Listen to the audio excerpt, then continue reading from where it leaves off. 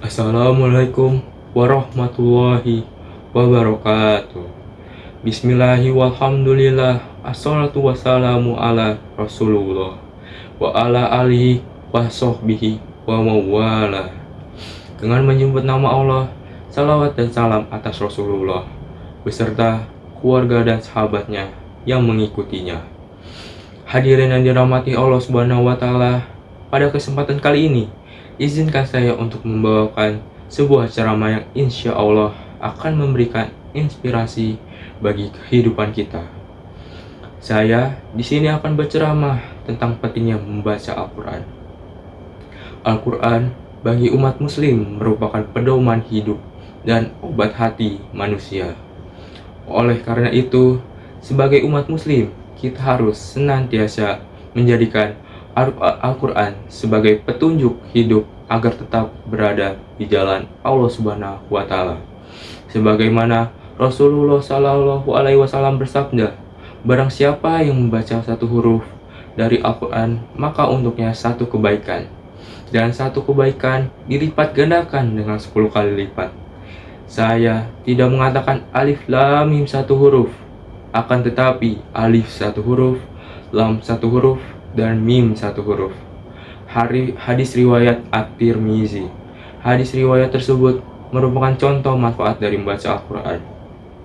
Tetapi tidak hanya itu saja, manfaat dari membaca Al-Quran masih banyak sekali. Di antaranya, yang pertama, Allah Subhanahu wa taala akan melimpahkan rahmat dan penawar bagi orang yang rajin membaca Al-Quran. Rahmat dan kasih sayang Allah Subhanahu wa taala tidak akan pernah putus untuk hambanya. Untuk itu, kita harus senantiasa bersyukur atas rahmat yang telah diberikan. Rahmat Allah Subhanahu wa taala akan semakin besar bagi mereka yang rajin baca Al-Quran. Sebagaimana dalam surat Al-Isra ayat 82, wa nunazzilu minal Qur'ani ma huwa shifaa'u rahmatul lil mu'minin wa ala yazidu zolimina ila khosaro. Artinya, dan kami turunkan dari Al-Quran satu yang menjadi penawar dan rahmat bagi orang-orang yang beriman. Dan Al-Quran itu tidaklah menambah kepada orang-orang yang zalim selain kerugian. Sudah semakin jelas bahwasanya memang Al-Quran tidak hanya sebagai pedoman hidup, tetapi juga sebagai penawar dari segala penyakit. Yang kedua adalah mendapatkan syafaat di akhirat kelak. Salah satu amalan yang bisa memberikan syafaat atau pertolongan di akhirat nanti adalah membaca Al-Quran. Al-Quran yang kita baca di dunia akan datang dan memberikan syafaat di akhirat kelak. Sebagaimana Rasulullah Shallallahu alaihi wasallam bersabda, bacalah Al-Quran, karena sesungguhnya dia akan datang pada hari kiamat sebagai pemberi syafaat kepada orang-orang yang membacanya. Hadirin yang dirahmati Allah Subhanahu wa taala. Selanjutnya yang ketiga, Allah Subhanahu wa taala akan menjaga orang yang membaca Al-Quran. Allah Subhanahu wa taala adalah maha segala-galanya. Hanyalah kepadanya kita harus meminta perlindungan dan pertolongan. Perlindungan dan pertolongan Allah Subhanahu wa taala akan datang kepada hambanya yang bertakwa dan rajin beribadah kepadanya. Salah satu adalah membaca Al-Quran.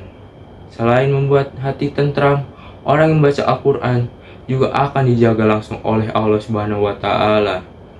Sebagaimana Rasulullah Shallallahu alaihi wasallam bersabda, bacalah Al-Quran, karena Allah tidak akan menyiksa hati orang yang menjaga Al-Quran. Al-Quran adalah benteng Allah. Siapa yang masuk ke dalamnya akan aman. Dan berilah kabar gembira kepada siapa saja yang mencintai Al-Quran. Hadis riwayat Ad-Darimi. Selanjutnya, yang keempat, orang yang rajin membaca Al-Quran, maka Allah akan mengkaruniakan kepada orang tua kita mahkota yang berkilauan. Baca Al-Quran tidak hanya bernilai pahala dan bermanfaat bagi diri sendiri saja. Ternyata orang yang rajin membaca Al-Quran juga akan memberikan dampak bagi orang tuanya, sehingga bisa menjaga salah satu bukti kecintaan kita terhadap orang tua.